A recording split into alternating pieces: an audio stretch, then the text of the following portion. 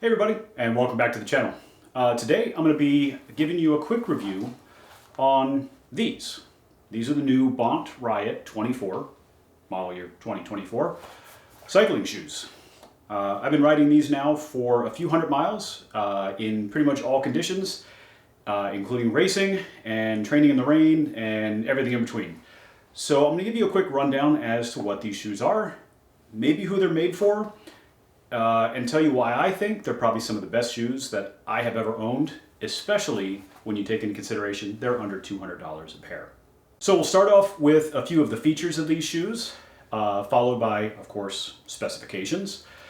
I wouldn't be giving an honest review if I didn't give you the things I don't like about the shoes, so I'll do that next. And then finally I'll close out with the things that work great for me with these shoes. Okay, so first let's talk about the features of these shoes. Very simply, they have two BOA dials, and these are officially BOA dials, not knockoffs. Some people use their own version of BOA or variety of thereof, but these are officially BOA dials, and I think they're actually a very nice looking one at that. The microfiber upper material is relatively easy to clean, not quite as easy as some of the other ones that I've used, but still very, very easy to clean. And of course it has a carbon composite sole. Now notice I said carbon composite, not carbon fiber, because there is other material mixed in with this carbon fiber. However, I will say, don't get hung up on that. It is still predominantly a carbon fiber sole, and Bonts are well known for the quality of their carbon fiber soles.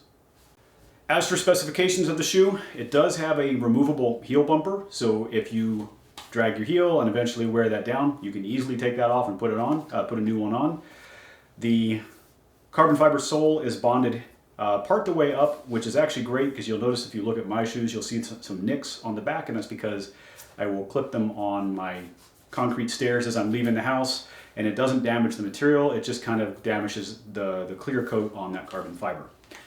They are set up for a standard 3-bolt pattern. These are non-movable bolts, so what you get is what you get. That's for you to decide whether that's a good thing or a bad thing. They happen to line up just fine with where my feet and cleats need to be, so it works out just fine for me. If it doesn't, you can of course buy cleat extenders that'll help move the cleats either further forward or backwards, but it will change the stack height. Finally, with regards to stack height, this is a very minimalist shoe, so the stack height is much lower than traditional cycling shoes, and what you will find is if you get this shoe, you very well may have to lower your saddle to accommodate, in some cases up to a few millimeters. Specifications, well, it's a shoe, so it's a shoe. But at least one specification I can give you is the weight. Now, this is with a cleat on it. I'm actually going to use this one because that has a cleat wedge as well. So this is a standard look Keo cleat. I'm going to weigh it with the cleat because, frankly, most of you are going to use it with cleats anyway. So this shoe with a cleat on it weighs in at 333.3 grams, 333.3. Doesn't get much more neat than that. Now, in comparison to their top of the line Vapor S, also with the same cleat on it, that is 293 grams. So this is a shoe that's over twice as much money, but it's 40 grams heavier. Compared to a CD, this shoe is 400 grams.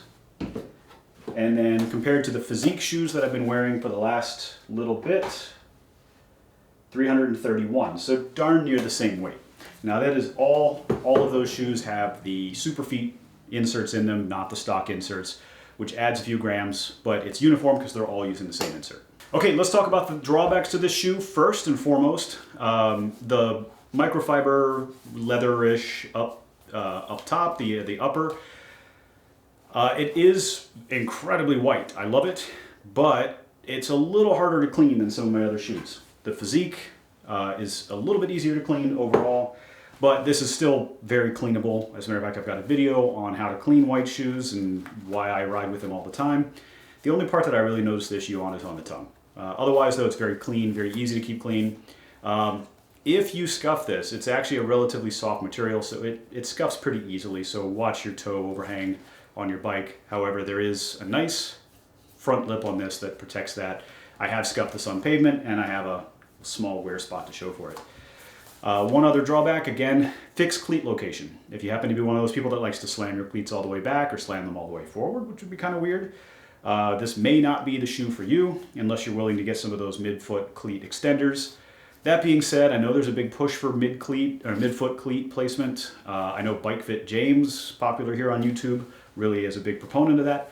I am not. I think for certain people that works, but for the vast majority of people that race or ride competitively, having the cleat mounted between the first and last metatarsal in that bone structure in the ball of your foot is actually still preferred.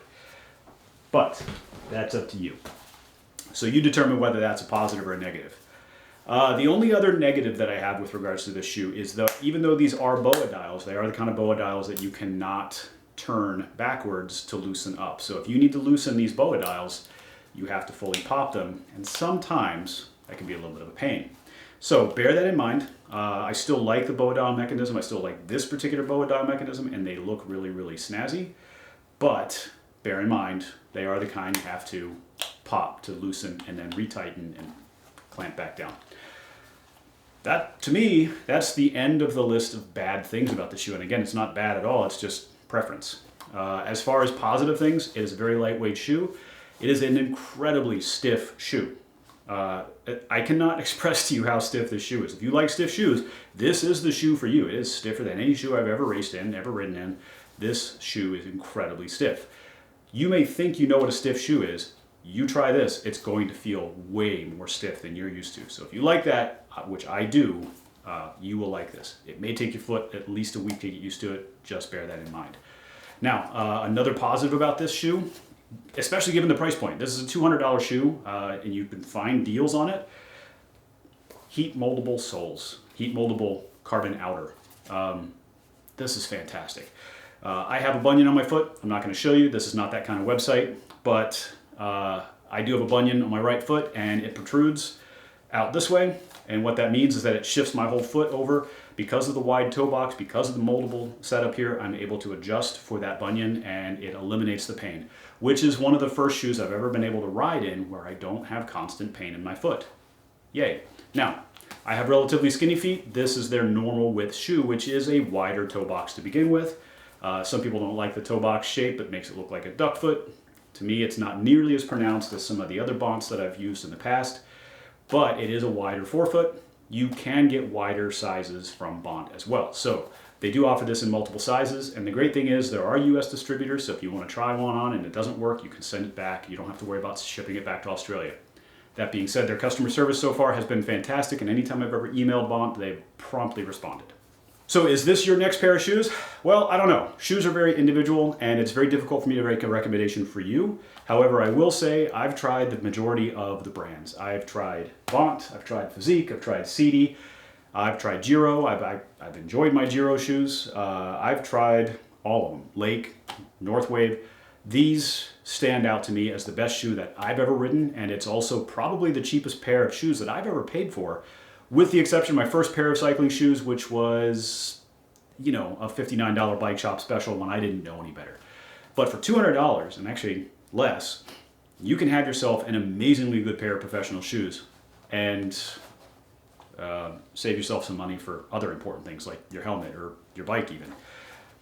$200, very hard not to recommend these shoes. There's very few drawbacks. Wonderful shoes overall. Bont, take my money. These things are amazing.